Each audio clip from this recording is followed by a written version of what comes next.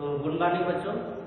आज हम लोग जो है कक्षा 8 के गणित में अभ्यास 3 के बारे में पढ़ेंगे, घनमूल।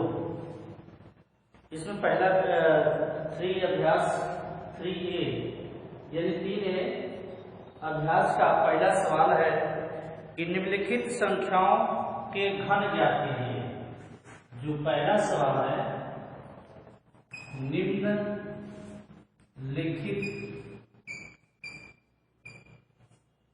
संख्याओं के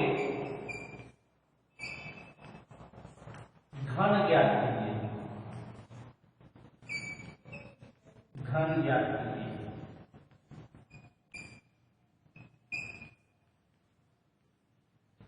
पहला सवाल है 7, 12, 17, 19, 21, 17, 19, 21, 100। यानी कि ये 7, 12, 17, 19, 21 और 100 संख्या दिया हुआ है। इसका घन ज्ञात करना है, क्यूब ज्ञात करना है। तो जैसे ये संख्या 7 है तो जो 7 का घन होगा, संख्या 7 का घन ज्ञात करना है, पहली वाली संख्या। तो 7 की घात 3 हो जाएगा, बराबर 7 को 3 बार लिखेंगे। 7 गुणे 7 गुणे 7। अब तीनों 7 का आपस में गुणा कर देंगे। 7 का गुणा करेंगे 7 में 49 हो जाएगा, और 49 का 7 में गुणा करेंगे, 49 में 7 का गुणा करेंगे तो 7 9 63, 2 3, 7 4 28, 28 और 6 34 होगा। यानी कि इसका जो घन हो जाएगा 343। ये आंसर होगा। यानी पहली वाली संख्या जो 7 का जो घन होगा 343 होगा।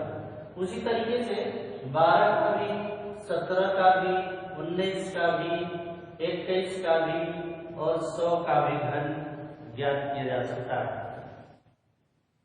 इसमें से हम किसी एक और बड़ी संख्या का घन ज्ञात करेंगे। बाकी आप जो है घर पे होमवर्क के रूप में जो इसमें शेष संख्या होगी उसका आप घन ज्ञात करेंगे। किताबें भी होगी, किताब से भी आप पढ़ करके इसका घन ज्ञात कर सकते हैं।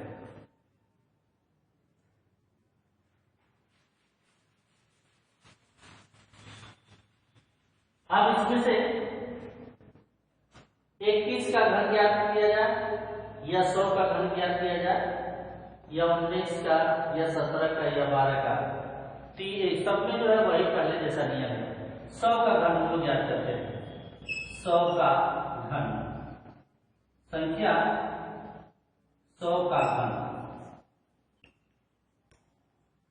बराबर हो जाएगा 100 का घाते 3 हो जाएगा। इसको ऐसे भी लिख सकते हैं, 100 का घाते 3 बराबर 100 को 3 बार गुणा करेंगे।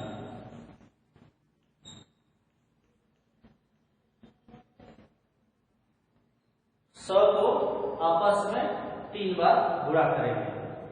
तो 100 का 100 में गुणा करेंगे तो 4 0 हो जाएगा। यानी कि संख्या कितनी हो जाएगी? 10,000 हो जाएगी। एक स्टेप करिए। 100 का 100 में गुणा कर दीजिए तो ये हो गया 10,000 गुणे 100, और दोनों संख्या का आपस में गुणा कर दीजिए इस स्टेप में, तो हो जाएगा 4 0 के बजाय अब कितने 0 हो जाएंगे? 6 0 हो जाएंगे। 1 2 3 4 5 6। यही आंसर होगा। यानी कि जो 100 का घन होगा इकाई, दहाई, सैकड़ा, हजार, 10,000, लाख, 10 लाख। यानी 10 लाख हो जाएगा। तो बाकी शेष 12, 17, 19 और 21 का आप धर्म जो है घर पे ज्ञात करेंगे। अब देखते हैं इस अभ्यास का दूसरा सवाल क्या है।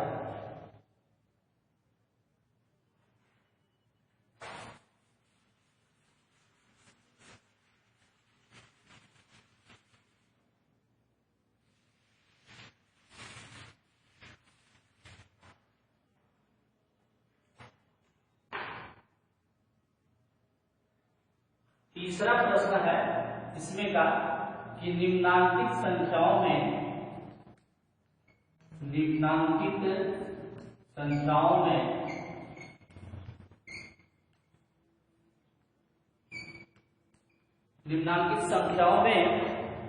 कौन सी संख्याएं पूर्ण घन है? कौन सी संख्याएं पूर्ण घन है?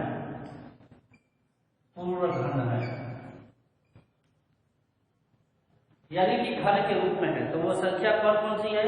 64, 216, 343, 900,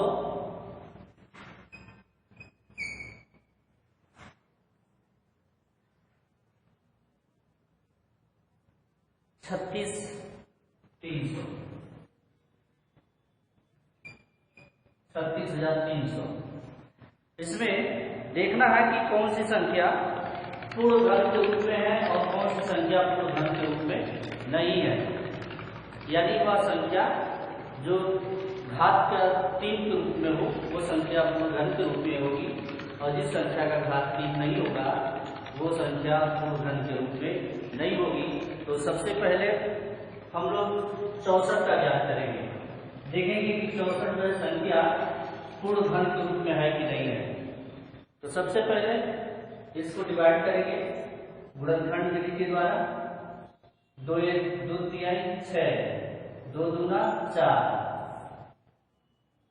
2 एकम 2, 2 छक्के 12, 2 से 2 8 16, पुनः 2 से कटाएंगे 2 चौके 8, पुनः 2 से कटाएंगे 2 दूना 4, पुनः 2 से कटाएंगे 2 एकम 2, यानी कि 64। तो कितने 2 हो जाएंगे? 1 2 3 4 5 6, 2 गुणे 2 गुणे 2 गुणे 2 गुणे 2 गुणे 2। तो देख रहे हैं ये संख्या 2 भी संख्या 3 बार, 2 भी संख्या 3 बार, यानी कि 2 का घाते 3 और 2 का घाते 3, अर्थात यानी कि 2 गुणे 2 बराबर 4। यह संख्या 4 का घन के रूप में है। तो ये लिख देंगे कि चूंकि इसके घातांक 2 घाते 3 है, 2 घाते 3 है, तो इसलिए जो संख्या होगी यह पूर्ण घन के रूप में होगी। यह संख्या पूर्ण घन के रूप में होगी। पूर्ण घन के रूप में होगी। क्यों होगी? क्योंकि इसकी भी संख्या 3 है और इसकी भी संख्या 3 है, यानी 2 गुणे 2 4, 4 का आप घन करेंगे तो संख्या कौन सी प्राप्त होगी? 64। इसलिए जो 64 संख्या है पूर्ण घन के रूप में है।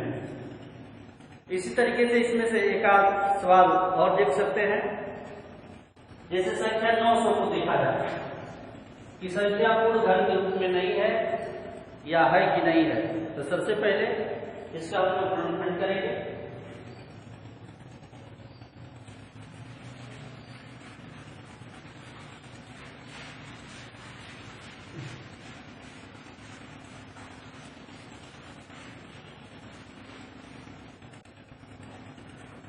900 का।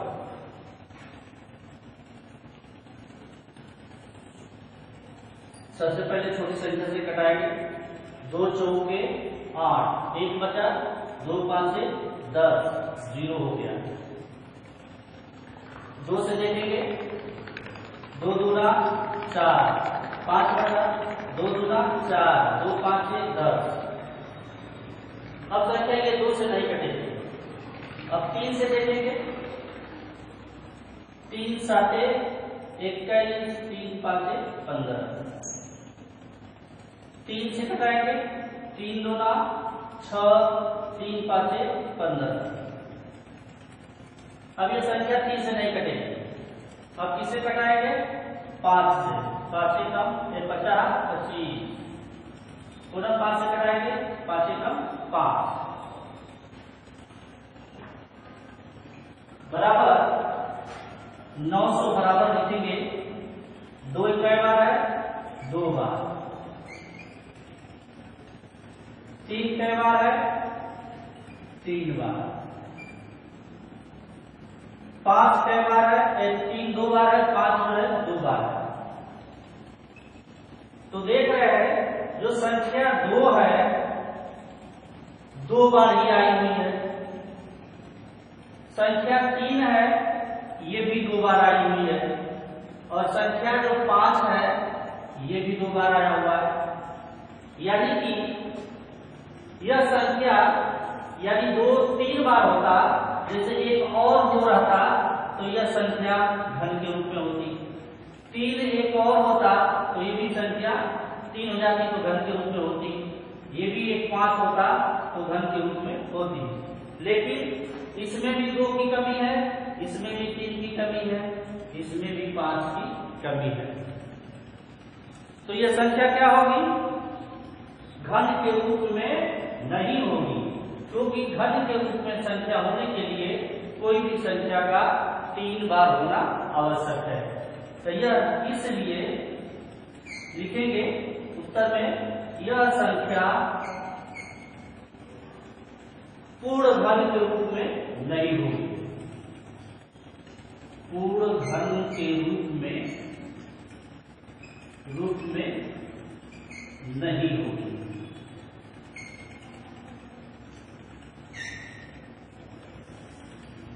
अब आप घर पे जो है इसको हल करेंगे, इस वाले को हल करेंगे, इस वाले सवाल को हल करेंगे कि देखेंगे कि यह संख्या पूर्ण घन के रूप में है कि नहीं है। यदि घन के रूप में होगी तो लिख देंगे कि संख्या पूर्ण घन के रूप में है। यदि घन के रूप में नहीं होगी तो लिख देंगे कि संख्या पूर्ण घन के रूप में नहीं होगी। आप घर पे जो है होमवर्क करिए, किताबों से सवाल को हल करिए। जो सवाल नहीं आता है उसको आप पूछ सकते हैं। अगले अभ्यास अगले वीडियो में पढ़ाया जाएगा। तब तक के लिए धन्यवाद। Thank you.